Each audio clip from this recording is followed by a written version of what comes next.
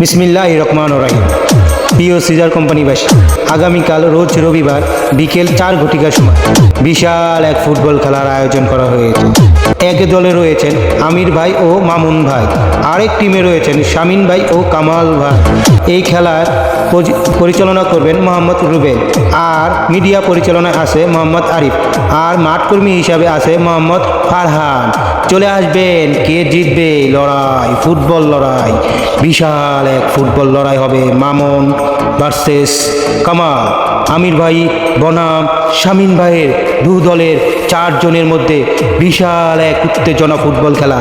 চলে আসবেন আগামীকাল রোজ রবিবার সিজার কোম্পানি মক্কা 1 পজিটে বিশাল এক ফুটবল খেলা আয়োজন করা হয়েছে।